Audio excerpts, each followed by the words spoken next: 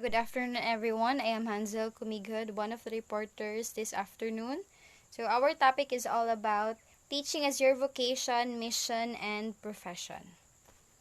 So, I'm going to start at the etymology of the word vocation. So, what is vocation? Vocation comes from the Latin word vocare, which means a call. So, if there is a call, therefore there must be a caller and someone who is called. And if there is a call, there must also be a response. So for Christians, the caller is God Himself. For our Muslims brothers and sisters, they have Allah. Believers in the Supreme Being will look at this voiceless call to have a vertical dimension. So what is this vertical dimension? For the believer, they believe that they have a superior, which is God. Different for non-believers. So for non-believer, according to them, the call is also experience, but this may viewed solely along a horizontal dimension, which means it is like man calling another man, never a superior being calling man. So the Christians among you realize that the Bible is full of stories of men and women who were called by God. They were called to do something not for themselves, but for others. So, do you know Abraham? Abraham is the first one called by God. He was called to become the father of a great nation, which is the nation of God's chosen people. And I know also you are familiar of Moses. So, Moses was called also by God to lead God's chosen people out of Egypt, in order to free the people there from slavery. So in the New Testament, also, we know of Mary. So Mary is also called by God to become the mother of the Savior, Jesus Christ. So in Islam also, we are familiar with Muhammad. So he was the last prophet that called by Allah.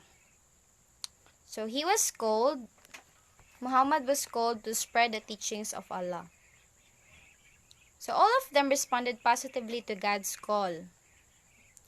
Buddha must have also heard the call to abandon his royal life in order to seek the answer to the problem on suffering. So imagine Buddha abandoned his royal life just to seek the answer to the problem on suffering. So let's proceed now to the teaching as your vocation.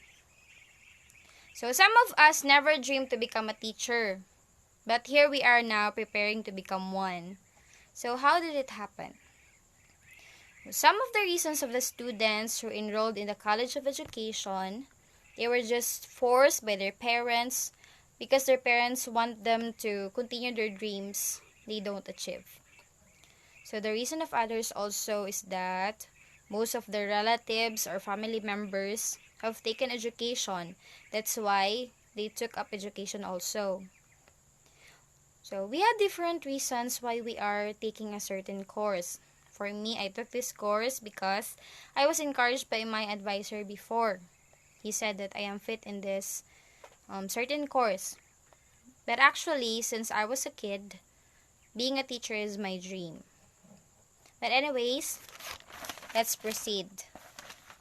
So, from the eyes of those who believe, it was God who called us here for us to teach. Just as God called Abraham, Moses, and Mary of the Bible. So, like us, these biblical figures didn't also understand the events surrounding their call, but in their great faith, they answered yes. So, some of us really don't want to become a teacher, right?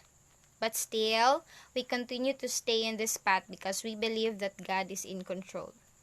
So Mary said, "Behold the handmaid of the Lord, be it done to me according to your word." So it is difficult explaining your call to teach as God's call for one who, in the first place, denies God's existence, for this is a matter of faith. So the fact that we are now in the College of Teacher Education signifies that you positively or we positively responded to the call to teach, right? So may this yes response remain a yes and become even firmer through the years. Can you believe it? Better believe it. So I am done with my part, which is the teaching as your vocation. So we're now going to proceed to the teaching as your mission and profession. So my co-reporters will report that topic. Good afternoon, everyone. I am Chris Rogeline Sida Tulaita. We are going to report our topic, teaching as your vocation, mission, and profession. So I'm going to start etymology of the word mission. What is mission? Comes from the Latin word missio, which means to send. The Webster New Collegiate Dictionary defines mission as task assigned.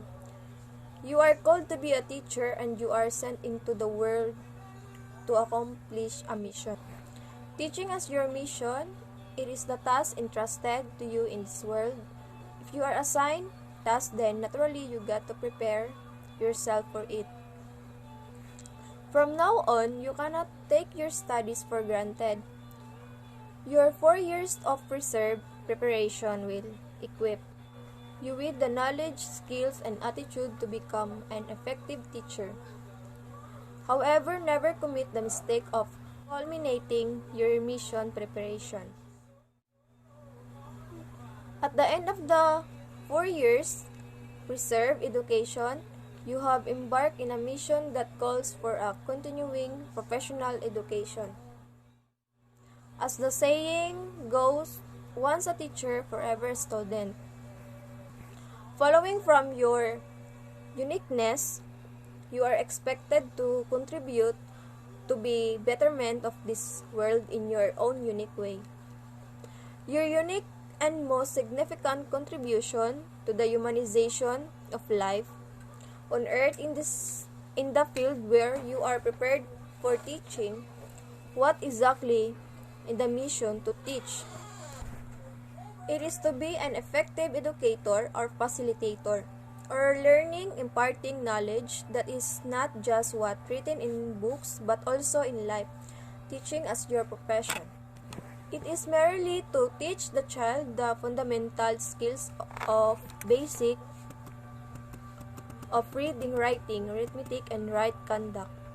Is it to help the child master the basic skills so she can continue acquiring higher level skills in order to become a productive member of society? It is to deposit facts and other confirmation into the empty minds of students to be withdrawn during quizzes and tests, or is it midwife the birth of ideas intent in the minds of students?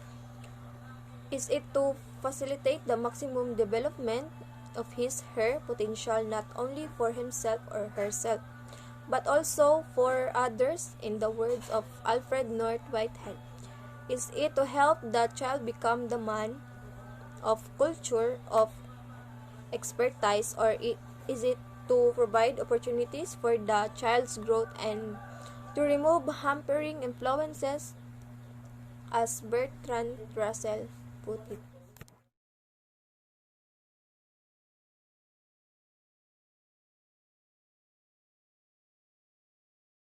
So, teaching, mission, and or job. If you are doing it only because you are paid of it, it is a job. If you are doing it not only for the pay but also for service, it a mission. I am Emily from Marango Divina Gracia. My topic is all about teaching as your profession. Teaching is like engineer, nursing, accounting, and like it is a profession. A teacher, like an engineer, a nurse, and accountant, is a professional. What are the distinguished marks of a professional teacher? Former chairperson of the Professional Regulation Commission, Honorable Hermogenes P. Pobre, in his pithy address in a National Convention of Educators, remarked, The term professional is the one of the most exalted in the English language, denoting as it does long and advocacy years of a preparation, as a striving for excellence, as a dedication to the public interest, and commitment to moral and ethical values. When we say